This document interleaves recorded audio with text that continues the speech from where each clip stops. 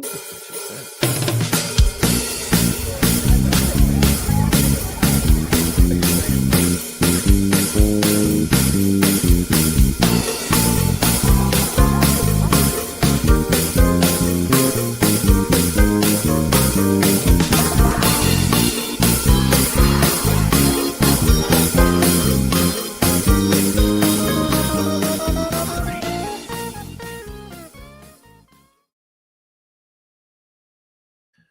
Hello, hello, hello. Welcome to Kernels of Truth, brought to you by Progress Kentucky. Really exciting show this week. Really glad that you've joined us. I think we're going to have some fun conversation, wonderful guest, important news. We're so excited to have Silas House back on the show this week. Silas is Kentucky's poet laureate. He is a kick-ass queer Kentucky author and an activist for most things good in the world, really.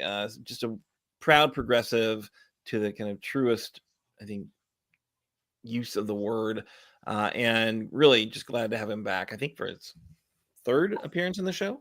But before we get into that, we're going to be covering a few important Kentucky political news stories, looking at, Nazis in the GOP here in Kentucky, looking at some bad news, I guess, for LGBTQ plus kind of marriages here in the state. Kim Davis, like a bad penny, returning again to the national stage. And then some good news about economic activity in the state, stuff that was landed by our fair governor, Andy Beshear. But should be a great show. Stick around. Before we get into it, though, we want to make sure you're ready to do the work. You're not just here for the entertainment and the news. You're here for the political change that we're also looking to deliver, because we are sorely in need of that political change here in Kentucky. For the next 14 months, Progress Kentucky is going to be focused on flipping the Kentucky 6th District, as well as key state house seats that are within that 16-county congressional district. It's a real big job. It's going to take volunteers. It's going to take time. It's going to take resources, and we really do need your help. The time, the resources. Please consider making a monthly contribution right now via our secure online website, Act Blue, to help turn Kentucky purple. It all starts with the 6th District. It's our best shot at really doing something to respond, to help flip the House, to help put a check on Trump and his crazy use of power. So really important we do that work together. Hope you can pitch in at whatever level is comfortable for you. Let's go ahead and check in with our co-host now. This week, we're going to switch up a little bit in spirit of Mr. Silas House being on the show. Instead of having a protest sign to share, we want you to share who's on your Bitin list. So Silas and Tyler Chowders have a long history of working together. Silas wrote the story for his video for In Your Love. He's done a bunch of interviews with them. With Tyler's new album out last month, we thought it'd be fun to use this song Bitin List to channel our political outrage this week on Kernels of Truth. So you at home, feel free to drop your top 3 or 2 in the comments. So I'm Aaron. I'm coming to you from Lexington, and I'm just going to have top 2. So my top 2 on the Bitin list, of course, Garland Hale Andy Barr the Fourth. Andy Barr, of course, who is just laser focused on getting the Trump endorsement for his Senate race, doing everything in his power to suck up to Trump and, just empowering the worst elements of his party. So that, I think, is a little gross and worthy of some biting, if I in fact had rabies. And then also Jeanette Smith. Remember this name for later in the show. She's with the Nelson County GOP. She's a realtor, and she's just a real sack of trash. And we'll get to why later. But those are the 2 on my Bitin list. Now let's turn to Annabel. Annabel, you there? Who's on your Bitin list? I am here, and I'm so sorry it is very loud where I am. My biting list, though, definitely Dan Pfister, my really shitty state rep. Kim Davis, because she shouldn't be relevant like 10 years later. I'm not a fan of that. And then Sydney Sweeney, because racism, ? With American Eagle. I don't know if y'all are keeping up with that or not, but that was not the best thing ever.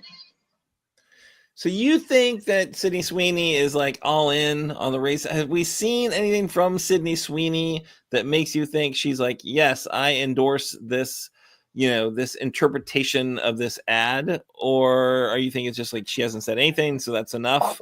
Or where are you at with Sydney Sweeney and biting her? I would love to bite her. Did you see the ad? It's very. I'm a tall, straight, white, gorgeous, blonde hair, blue eye gal. So my genes are perfect, right? Um, very anti anyone else. Yeah, I don't know. I just think it's You don't know. a little far for me. It's like a little far from like a bad joke about jeans and Sydney Sweeney being hot to racism and Nazism. I think it's. I just don't see it. But I definitely put more of the onus on American Eagle for that than I do Sydney Sweeney. I mean, I would think that some writer just come up with that and fed it to her. And American Eagle's like, yeah, that's great. Yeah. And Trump is also or was talking about how great she was. So that also kind of, if he likes her, I don't like her. yeah. I mean, that's a gag reflex for sure. Yeah. All right. Chris, who's on your biting list? And where are you coming from? All right. Here in Berea, definitely Garland Hale Bar the Fourth is on my biting list. I was actually out protesting him, was it last week? He was doing a fundraiser here in Berea, and there was more people out protesting him than people in there supporting him. So that's a good sign. That's awesome. Berea. Way to go, Berea. And we only had like 24-hour notice, and there was like 30 to 40 people that showed up through the course of his fundraiser dinner. That's awesome. To protest. And then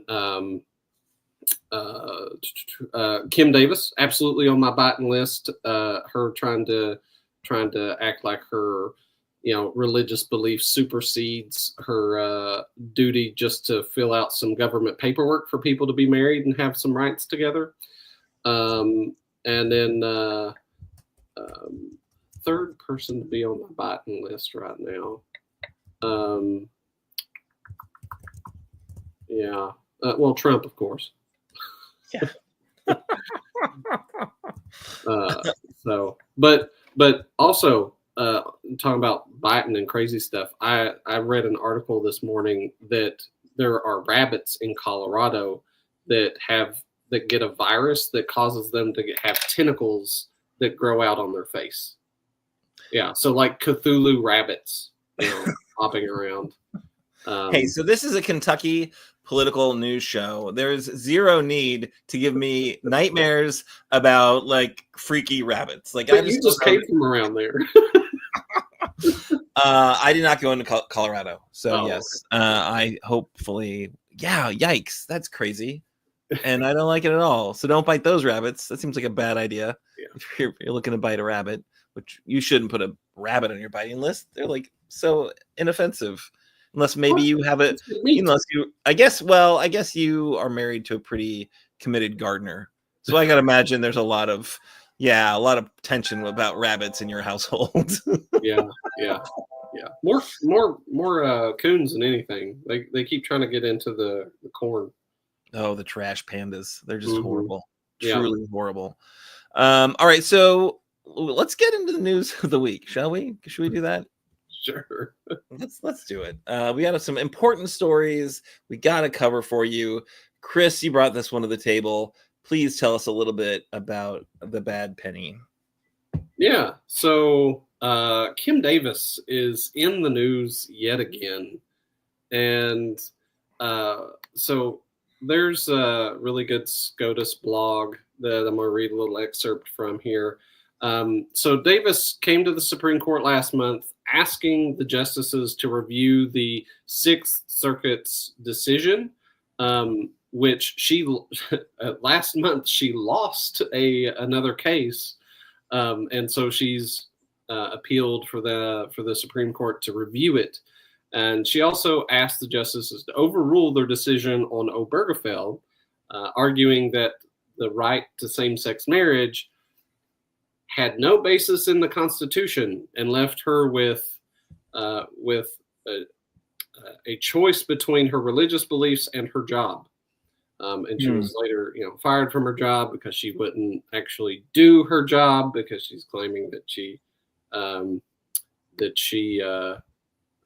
has religious freedom to say no. There's marriage. Okay, so like, just to get in this a little bit, you can have government marriage, and then you can have religious marriage. And if you want to say that religious marriage you're against, fine, whatever, I don't care. But the government can say that you can be married and have those rights and all that stuff. It's just a government contract. But anyway, back to some of the SCOTUS stuff. Like, she's not actually appealing her case to the court, which is really weird. She's just wanting them to review her court case and the Obergefell decision. And they were actually supposed. So this hasn't happened yet. She's in her attorneys are in process of filing for this.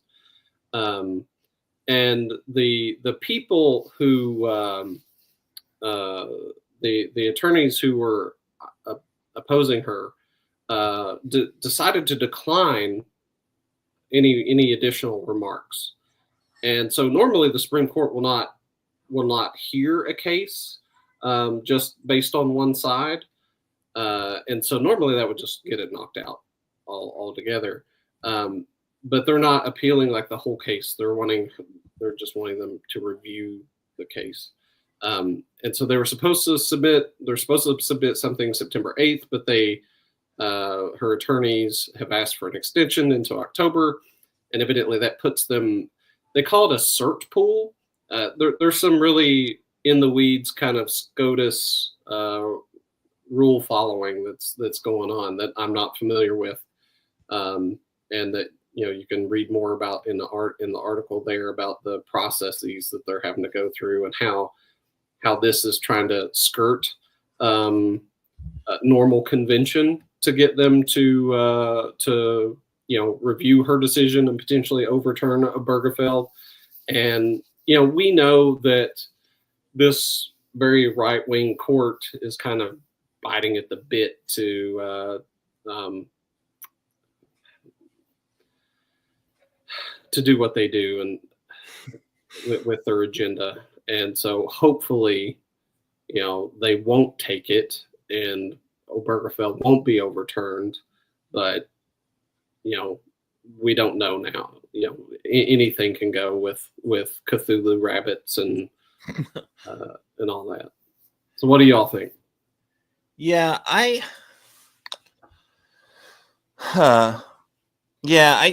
think you would hope this is settled law. You'd hope this was, kind of clearly decided.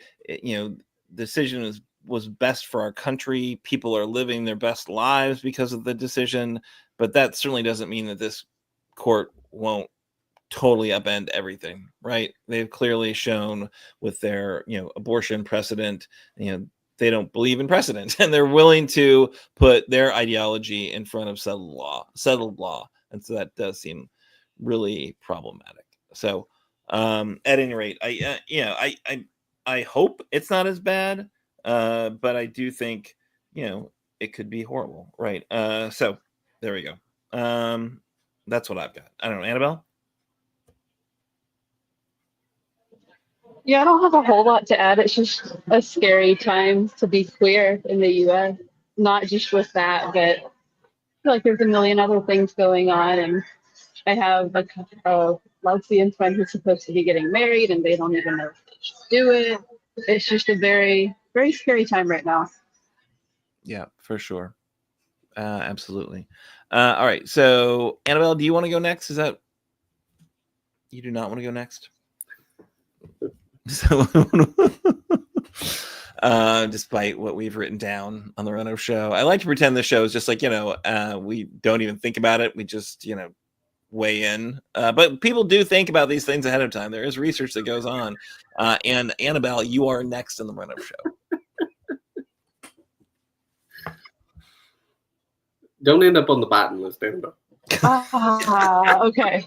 Okay. So let me share my screen real quick. We have a video of some literal fucking Nazis in Lexington. There they are, look so happy and Are we showing this to awful. people right now? Can we not see it? I don't I think see I can add you it and to the Aaron. stage. You see me. Oh no. Add it to the stage. There we Oh. go. There we go. Yeah. So this was Saturday, so just over this past weekend in Lexington. The GOP held their annual Lincoln dinner, and some of our friends with peaceful food draft resistance were there kind of protesting it. Looks like they had a great turnout. Um, and then there's this little couple standing in the doorway of the Central Bank Center, and the woman is doing the whole little Hitler salute, Nazi salute to the crowd. So that's a bit concerning, just a little bit concerning, especially here in Lexington that people are actually doing that. I don't know. Do y'all have thoughts on this besides how awful that is? Yeah, I think it's ridiculous. It's awful. This woman whose name I will repeat. She's on my Bitin list for sure. This woman who is from Nelson County, Jeanette Smith. I don't know that she's officially like on a committee for the Nelson County GOP, but she's been active and involved. She's a realtor, Jeanette Smith from Nelson County, and I believe the individual standing next to her, holding the door for her so she can make her Nazi salute, is a leader within the Nelson County GOP as well. So that's what we've got right now. We got, folks thinking it's funny or just their deeply held beliefs that they should, respond to protesters by, a Nazi salute. That seems absolutely insane to me. And I would hope that the GOP would do something to distance themselves from those actions, but I will not hold my breath on the Fayette County GOP or whoever organized this fundraiser. Like just get rid of the Lincoln Day thing for sure, right? The politician most who's done did the most work historically to end slavery. That's the guy you're honoring while you're giving Nazi salutes. Disgusting. I don't know, Chris. Yeah, this is the first time I'm seeing this this video, and it's sickening. And I don't know what to think other than it's entrenched. They don't care, and they're just going to keep doing stuff to is like shock and awe, and then they can go around and protect their pedophile buddies, and then give more money to billionaires. Yeah, this is sickening. Yeah. So I would argue that this is a good thing for folks to share. Everyone should, if you've got a Kentucky GOP friends, maybe you should ask them directly. If you have a public facing social media handle you want to share this with, that's not a bad idea. We will put the link to this Facebook post, this Facebook reel, in the chat. We'll put it in the show notes. But again, I think really important that we make Jeanette Smith of Nelson County internet famous for proudly throwing a kind of Heil Hitler Nazi salute Several times. Several times, just in case you missed it the first few times. She did a couple more. So yeah, seemed to really committed to it. So give me a break. This is disgusting. And we should make sure that they know that we know and that this is gross and hold them accountable. So share that stuff. Get out there. All right. There it is on Reels. All right, so next story, maybe final story. It's kind of a collection of stories, kind of a greatest hits. This is like a positive. We want to, after some bad news, we want to end with some good news. Y'all know our governor, Andy Beshear, very big fan of landing big corporate investments in Kentucky. really has made his, I think, mark, landing some huge projects, many of them in the EV manufacturing supply chain, electric vehicle manufacturing supply chain. So we've got all sorts of battery investments that have happened here. Toyota has expanded their big, huge factory in Georgetown to do an EV line there. But then just this week, lots of stuff happening. So Ford, I think, doubled down on their commitment to Kentucky in terms of EVs. And this is a story coming to us from the Courier Journal. So despite a sharp Trump-directed reversal in federal support for electric vehicles, a multi-billion-dollar investment from Ford in Kentucky may indicate the industry and the Commonwealth plan to stay the course.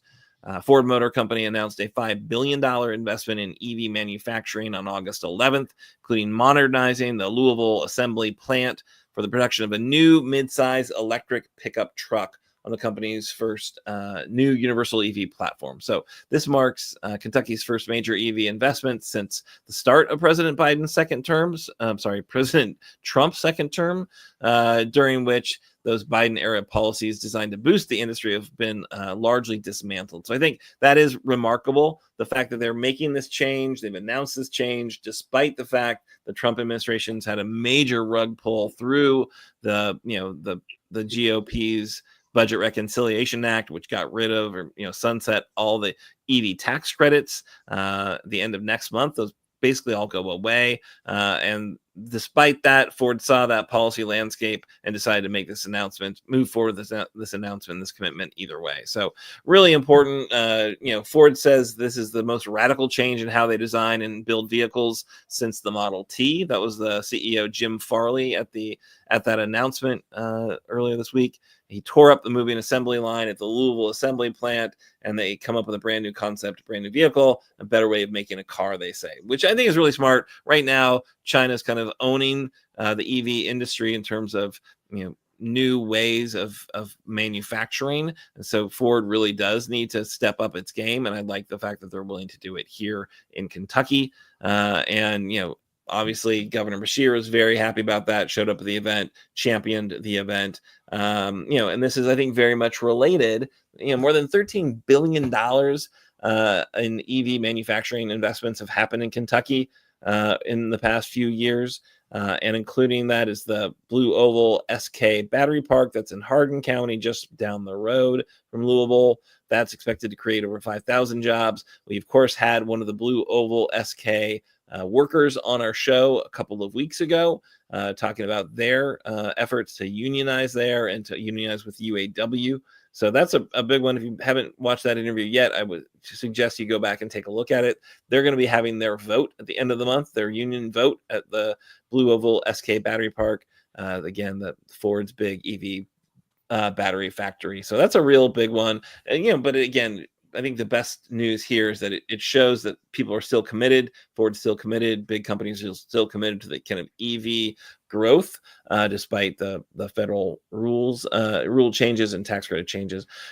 Another huge announcement was made this week. That was with GE Appliances. They are investing, I think, more than $3 billion in U.S. operations over the next few years. That includes significant investments in Kentucky. I don't think they broke down that $3 billion into what was going where, but their global headquarters are in Louisville, and then the first phase of their investments are going to begin in plants in Kentucky, as well as Alabama, Georgia, Tennessee, and South Carolina. So expanding its air conditioning and water heating portfolio, increasing production, and further modernize their manufacturing plants in the U.S. So really big. Obviously people are thrilled about, more jobs, more investment happening. That's an area that's grown over the past, I think about 800 new jobs expected as part of a huge investment to manufacture combo washer dryers and front load washers in Louisville. So, just continuing to see growth at GE Appliances. And again, more excitement from, the governor that helped land those investments. So I think that Governor Beshear was at that one as well.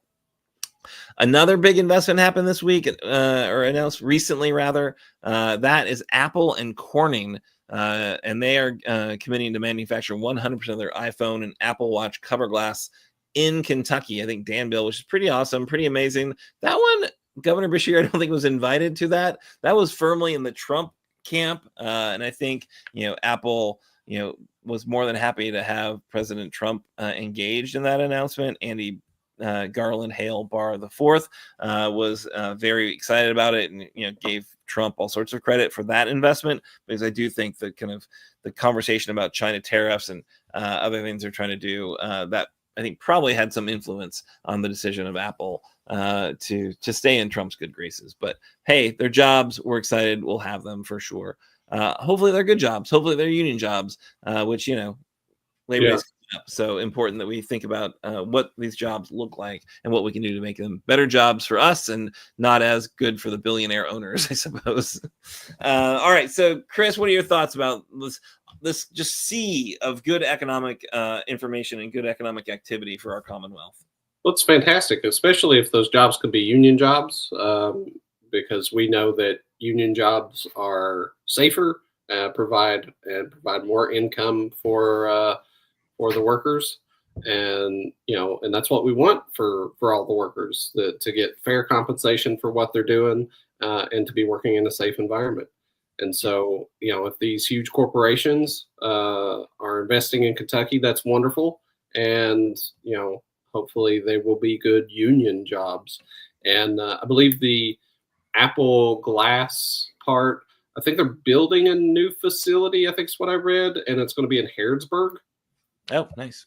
And so for when that happens, so that's close to all of us, right here in the Bluegrass part of the that's exciting news for Harrodsburg. Annabel, what do you think about all these great jobs? Are you thrilled about them? Are you excited to perhaps apply to build EV batteries, or Yeah, I'll be first in line. Yeah. No, I don't know if y'all are paying attention, but at the start of this week, Andy was like teasing on his socials, like big, exciting things coming this week. A few of them, and he did not disappoint. I mean, he never does, but especially this week. All right, so I'm going to say something that might be a little controversial in this group. So yes, Andy is there for EVs. That's exciting. I really think EVs are the future of the automotive industry. I think he's positioned Kentucky to continue to be a leader in the manufacturing of the auto industry. That's exciting stuff.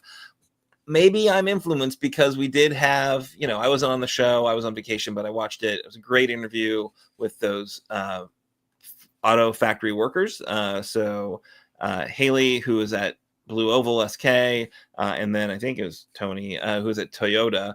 Really smart folks, really passionate about, helping other workers in these factories, and are doing a lot of work to unionize those factories, because right now they're not. Obviously, Kentucky's a right to work state, or a right to work for less state, and so it's a little bit harder to unionize here. Ford has, throughout its supply chain, had a lot of unionization. Obviously, UAW, won pretty big victory last year about, battery plant unionization, but because the Ford, Blue Oval SK is like a joint venture, Ford's like a little hands off, and they're like, oh, those aren't really our workers, so they aren't naturally unionized. It's makes it a bigger fight. I think what we heard from Haley was that they were kind of pulling some shady stuff in terms of stopping and trying to fight the unionization of that plant. Andy Beshear is at that, doing a lot of stuff with Ford. Have we heard from Andy Beshear how he stands on this unionization effort at, his marquee factory? Does anyone know anything about this? Because I have not seen anything about Andy Beshear standing with the workers at Blue Oval SK. I've not seen anything about that either. It'd be nice for him to come out and support the union as they go and do the vote. Be like, we support union workers. That would be a nice little push for them. Yeah, I think it would be very helpful if Andy came out in favor of that effort. And I think Governor Beshear, I would love to see him do it. And I don't know, maybe we should make some inquiries and see what's happening. We'll ask our friends at the UAW what they've heard. And they're asking people to do videos in support of the workers. A lot of great videos have shown up. Again, have not seen one from Governor Beshear, but I think it would be very helpful for their efforts. And which district is that facility going to be in? Which congressional district? That is in. It's not Comer. It's Guthrie. I think it's Guthrie's district. Guthrie. Yeah, no, he's not gonna do anything in support of those workers. But it's I think that it'll be workers probably from Morgan's district, right? Because that's pretty close, relatively close. We could ask him next time we see Morgan McGarvey. McGarvey might, that would be nice to have him say something also.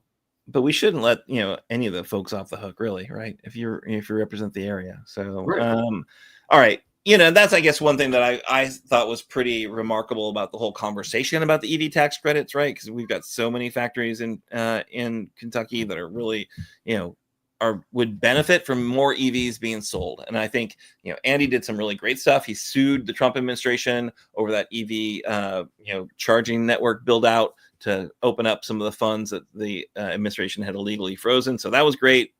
Combative against the Trump administration, useful for our efforts, useful for the industry itself, because you're not going to sell the EVs if people can't charge the EVs, right? So that idea of making that transition means we got to support the kind of the whole industry, really. But I think it's really important that none of those Republicans said anything nice about EVs. None of them said anything nice about the EV tax credit. Even though they're more than happy to kind of come to the factory openings and come to the ribbon cuttings and have the jobs in their districts, they weren't really doing anything out of their way to stand up for those EV investments, as far as I could tell. So, all right, let's move on, because no one is tuning in to hear me go on and more about EVs. I think there's a lot of folks who are really excited to hear from our guest. This, I believe, is Silas's third time on Kernels of Truth. We're always just so glad to have him because he just has such a wonderful perspective on the challenge in front of us, right? How we create a more politically progressive Kentucky. And I think through his art, through his writing, through his voice, he's constantly pushing us to get there. Silas House, thank you so much for joining us, and I'm sorry about your car trouble. I think you're muted. Let's unmute you. Can you hear me? We can. Yeah. Yeah, I apologize for being in the car. I'm almost home, but I just didn't make it. Anyway. Well, so you've got about 1 billion things that are happening right now. It seems like every time I pop over to your Facebook page, there's a new project that's happening. So I just want to ask you what you working on, and what do you want to make sure people know about, and then we'll get into the kind of the more political orientation of the conversation. Well, I have 2 books coming out in September. One of them comes out September 9th, and it's a poetry collection called All These Ghosts. And it's a lot about being haunted by a place, particularly the place that you're from, and sort of the heartache that goes along with loving that place, but also feel like the place has changed drastically and know that you can't live there again. And so I think a lot of us feel that way these days. So I think it is a book for the moment that we're in. In a very different way, coming out September 30th, which is more like a murder beach read, a murder mystery, and posting that under a slot pseudonym. That book is called Dead Man Blues, and I post under Dead Man Blues. So you're not it's not like a whole new name, right? You're just using your initials and your last name. So there clearly some people figure out oh yeah, that's Silas House that's writing that one. But it's a kind of a new approach for you. Is that right? Go. We're having a little bit of technical difficulties, or he was just desperately offended by my question. I think. Yeah, 50-50. My hunch is he'll be back as the internet connection gets better. Looked like he was home.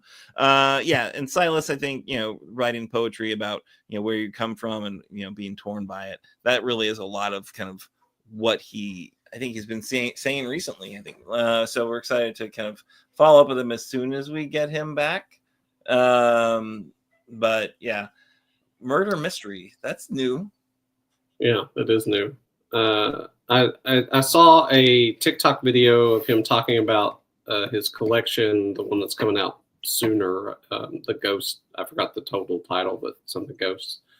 and him like having a prologue where he's like referencing. Oh, there he is. So I can talk about it. Well, I lost my signal, so it gave me time to get in the house. Anyway, Thanks. I didn't think it was that offensive of a question. But that's new, like the whole murder mystery and kind of a new like approach for you as a fan of a murder mystery. I'm very excited about this. But that's it's like what inspired you to kind of try your hand at that genre? well, I've always loved mysteries ever since I was little. I grew up on Agatha Christie, and they continue to sort of be like a comfort for me. It's a great way to escape, and I think that we need some escapism right now. I mean, we need to always be aware and we need to be working for change, but I think we deserve some rest and a treat every once in a while too. And so I think this book is sort of like that. I love it. Yeah, I was on. I took a long vacation and I was away from the show for almost a month. Annabel like really stepped up and helped lead things. But I read more murder mysteries in my time away than I have read in the past decade, which isn't really that many. But it was a few, and it was a lot of fun. And there's nothing wrong with a little escapism, especially when the current situation is so bleak. You got to find your way to recharge. I love it. I'm looking forward to it. And this, despite being Kentucky's poet laureate, this is your first book of poetry as well? It is. I've published poetry, for the last 20 years, and I've been writing poetry since I was in 7th grade.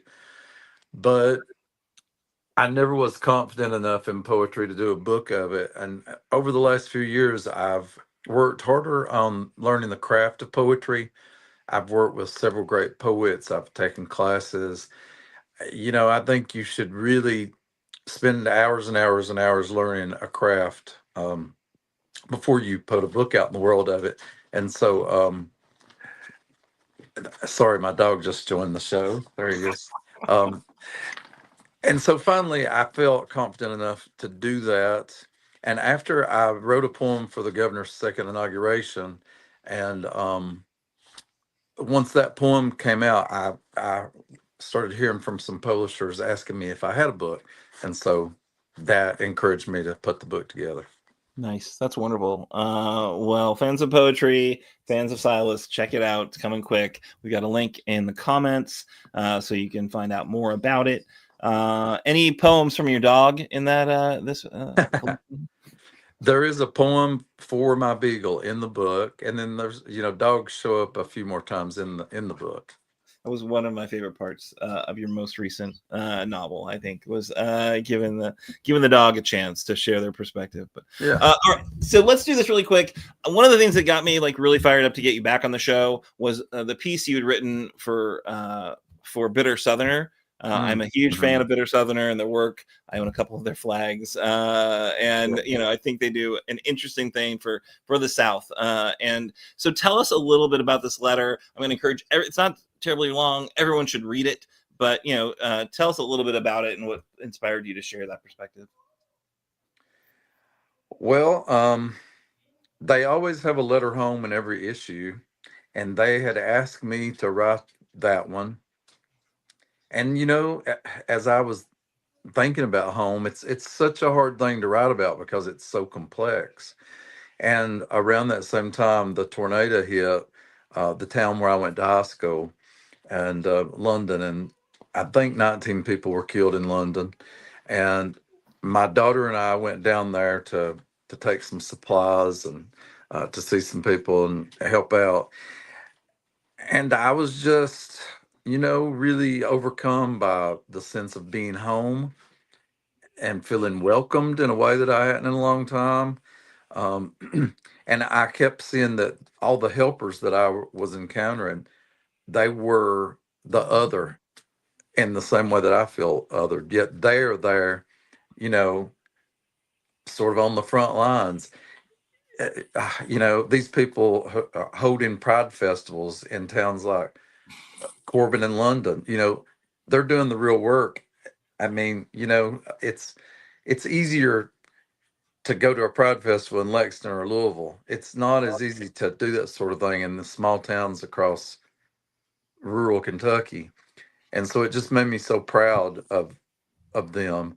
And it made me think about all the underrepresented people who live there, who get forgotten. And so I wanted to write about that. Yeah. And then how would you, bring in the because we've got such a rural urban divide in terms of voting, right? I think, you know, even Andy Bashir, as popular as he is in our state, didn't win a ton of these, really rural communities. He did better than a Democrat has in quite some time. But these are counties that went like overwhelmingly for Trump. Trump won overwhelmingly in our state, largely on the strength of that vote in these rural areas. And so how do you look at that kind of people you love, the people who know you, and seemingly don't care enough about the folks that are vulnerable to Trump's horrible policies to break with them? Like how do you view that rural divide, and how does it make you think about the people that you love and the people that the communities that you come from? Well, I don't know. So that's why I wrote a book about it. I mean, that's one reason I wrote the poetry book, is because writing the book helps me to deal with those things that I can't quite wrap my mind around. I think the thing that I keep coming back to is that most people I know are good, and but there's some kind of logic, divide of logic that I can't, that boggles my mind, and so I think that's the heartbreak. The heartache is that these people are not monsters. If they were monsters, it would be, you wouldn't care as much. It wouldn't hurt as much. We know a lot of the people who are supporting this to be good people, and so that's why it's astonishing and so hurtful, I think. So that's what I'm trying to explore, in my writing, and in my everyday life. Just it's a walking a tightrope, to give people grace, but also to not lay down and be a doormat for them. So that's the big battle that we're in, I think. Yeah, I agree. Like, there's people out there who would give you the shirt off their back if they see you need it and in need in front of you, and then go and vote you know Yep. to make sure that the government is not able to help in that same way. Right. And it just I don't get it. I don't get it either. And but I think the more that you can make art about it and talk and have conversations about it, the more hope that I have about fighting it. I think I, all I can do is keep being hopeful, and making art has always been my way of surviving. Yeah, that's absolutely it's powerful art, and getting people to think more critically and challenge their kind of preconceived notions. I think that's the great thing that art can do to all of us. Annabelle, I think you had a question for Silas. Yeah, sure. Um, Thank you for being here, of course. So I am just curious, as a kick-ass queer Kentuckian, how you're feeling right now with everything going on, and do you have anything to say to Kentucky to help us kind of get through what's going on right now? It's Well, the a hard main thing one. I would say to Kentucky is don't vote for Andy Barr, because it just drives me over the edge how he has capitulated to Trump in every way possible, and how much he is fighting against Kentuckians' rights in every way, and are you know in just every way. So I would encourage people to not vote for him, and to call him out on the things that he's doing. I think it's unconscionable, some of the things that he's uh, defended and supported. Um, I really believe there are lots of ways to fight back. One of them is I think we need to be out in the streets more. I think we need to be protesting more. I think we need to be speaking truth to power more. And, we had an incredible turnout for the No Kings rally in Lexington, the one I attended, but I wish there had been 100 times that many people, and there should have been. So we got to get out there more. We have to make our voices heard more. If every one of us was calling Andy Barr's office and talking about, how dissatisfied we are, then it might change some things. But, a lot of people are doing that, but we need more people to do it. Yeah, that's 100%, I think, accurate. To get the numbers we need to just show very clearly that Trump's on, the wrong track. We're not there yet. I think there are more opportunities, and we'll hear about that in our call to action. So there's stuff coming quick to show up and to show out, and But I think you're right, Silas. I think it's critically important that anyone who loves somebody who's threatened by this administration and they're just horrifically compassionateless agenda, really needs to show up. And I think that the bill, I can't call it what they call it, but the GOP Reconciliation Act just showed their values, and they're pretty horrible. And I think the fact that we're going to see ICE, just quadrupled, 10 times larger, the largest, single, military-esque, law enforcement agency in the history of the world is going to be funded by this effort. Like,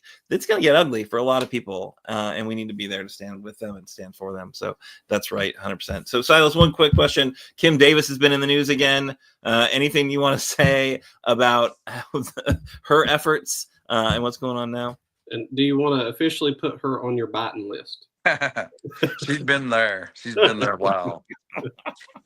She's a bad penny, just keeps coming back. It's like, Lord. Well, I always thought that this would happen, and it certainly was solidified when Clarence Thomas said that he wanted to do this. He wrote it in one of his didn't he write it in an opinion or something? He wrote it publicly. And I can't tell you how many people, both Republican and Democrat, tell me, oh, they'll never take gay marriage away. They'll never attack that. Well, every queer person has always known that they would try to take it and that they might take it.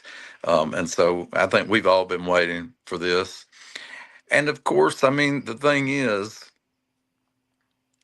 they always need to have somebody to fear. They operate so much on fear, and the main people that they're attacking more than of course, I'm so afraid they will take away gay marriage and the way that it makes me feel more equal, but I'm more worried about trans people and the way they are constantly belittled and negated, and it is nothing more than political theater, and it's the cruelty is the point. And I'm so sick of seeing people demeaned this way.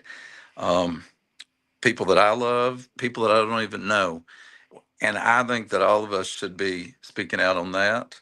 And because they are coming at trans people every which way they can. They have been chosen as the ones to, conjure all the fear up around them. And I'm so sick of it. And I certainly know many other people are. And we just have to fight that and fight it in every way we can. And one way to fight it is to, just talk about it with people who might not have the same feelings about it that you do, and challenge people on it. I think that's really important. Yeah, I think, we've got some great models here in Kentucky. I think, Governor Beshear's always done a really good job of talking about how his faith, leads him to treat people with kindness and compassion, and I think I get that, it seems to be a thing that even if people don't agree, they can kind of respect, right? So that kind of your faith being and you don't have to have faith to treat people with kindness and compassion, but it's pretty clear in the Bible they want us to do that. So if you are a Christian, that seems a good way to lead into it, because there is a whole lot of folks who seem to be leading with a lot of hate and a lot of othering and a lot of kind of fear mongering, who also seem to wrap themselves up in a Bible too. So I think that's an important thing to do, for sure. Go ahead. Sometimes people talk about Governor Bashir as being, I don't know, too safe or too vanilla or whatever, but he has really, um, he has gone above and beyond on uh, trying his best to protect LGBTQ people in Kentucky, and he's done that at political risk. He's done that. Uh, it- it's not the popular thing to do, no matter what, and certainly as a Democratic governor in a red state. So I think that I have the utmost respect for him in the way that he has stood by LGBTQ people and really talked the talk and walked the walk. It's inspiring for sure. And I think the counter there, right, the other side of that coin, we've got our friend Garland Hale, Andy Barr the fourth, who we know has personal interactions with trans folks, but seems like he will just going out of his way to be as anti-trans as humanly possible as he tries to run for statewide office, right? So he sees like, oh, my political future relies on me kind of leaning into that othering and that hatred, whereas we've got obviously our governor has some big political ambitions. I think that's fair to say, but chooses a much more compassionate route, and it might make things harder for him with Kentucky voters. So yeah, that's a really good point, Silas, for sure. Any other thoughts you want to share with our viewers as we wrap up our conversation about Kentucky politics? Well, first of all, I just want to apologize for all of my technical difficulties, being in a car and then sitting on my bed badly lit. So sorry about that. Well, I think the thing is a lot of us are just thinking what's going to happen when Governor Bashir's gone and how is Kentucky going to be transformed by that. And so we have a lot of work to do. I just encourage people to, get involved with your local Democratic Party and work with them. It's not only, important work to do, it's also a great form of community and lots of great people, doing good work. I really believe in grassroots work, and I have seen it make impacts, and so I know that it can. And so I just encourage everybody to get as involved as they can and to fight back however they can, because not everybody can be out marching in the streets. Not everybody can, be posting news articles or whatever. There are lots of ways to do it, and you just have to figure out the way that you contribute the best. Yeah, that's so wise. Our friend Kit talks about everyone's kind of their own flavor of activism, and it's important people show up however they can, whatever works best for them. We have got a grand plan to flip the six. We've got a lot of work we're planning to do, grassroots focus. We'd love to have your assistance and support wherever practical. I know you're a busy guy, Mr. House, but we appreciate you taking time to support Progress Kentucky and our efforts to make a more compassionate Commonwealth. And I think for us, it's all about the 6th District. And in the next 14 months, we can do a lot to set ourselves up for success for that first the Trump second term midterm, which should be, we want it to be a historic shellacking. And I think the 6th District is in the conversation if we're smart about how we do our voter registration, how we do our outreach, and how we mobilize voters to make that difference. I think we can really see some improvement in our Kentucky delegation, which right now is pretty bleak. Although I guess I'm going to give Thomas Massie a little bit of credit because he's doing some very interesting things right now and making Trump's life harder. So maybe a conversation for another day. But did not see myself giving Massie any kudos. That was not something I expected. But now he's got the bill he's doing with Ro Khanna and an event he's doing with Ro Khanna in Congress to call out Trump to release all the Epstein files, which more power to you, Thomas Massie. Yep. All right, sir. Thanks again for your time and appreciate you sharing your views and your perspective with us. And have yourself a wonderful rest of your week. Thank y'all. And just one more thing, Annabelle's cap is making me think about everybody go listen to S.G. Goodman, talk about a great activist and grassroots work and incredible voice, great musician. So look her up. Thank you all for all your work. I appreciate you. Awesome.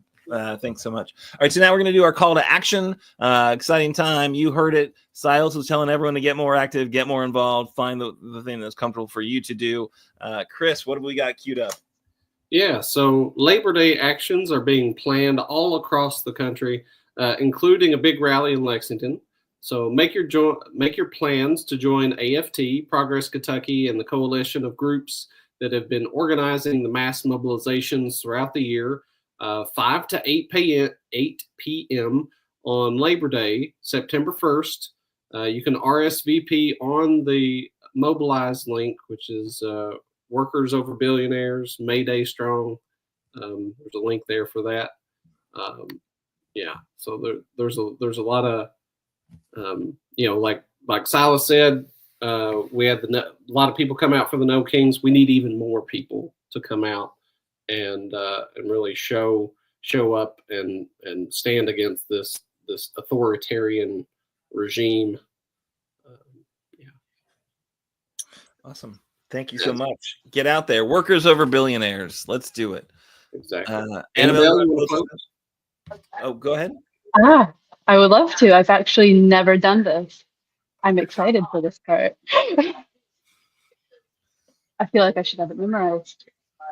Okay, so Progress Kentucky is a nonprofit organization registered at the Kentucky Secretary of State and organized by a 501c4. We are affiliated with the Indivisible Project and the Commonwealth Alliance Voter Engagement, CAVE, and we are also proud members of the Forward Kentucky Network. Our goal is to educate, organize, and increase voter turnout and advance a progressive agenda through civic engagement. Please join us next week for our, oh my God, really? 224th episode? That's crazy. Oh my God. We are thrilled to be joined by Bill McKibben, one of the preeminent climate authors and activists worldwide, to discuss his new book, Here Comes the Sun, and the solar revolution that even Trump and the coal-obsessed Kentucky legislator can't stop. Make sure to join us next week for that incredible conversation right here at 7 p.m. Production tonight was by yours truly, me. All of the music, specifically our theme song, was of course done by Nate Orshan. You can find more of his stuff at natosongs.com. And if you have missed the weekly live stream on Facebook or YouTube, you can find it on audio podcasts. The notes are available on Apple, Google, Spotify, or wherever you would get those podcasts. If you do listen, we would really appreciate a 5-star review. And that is it, I think. Yay!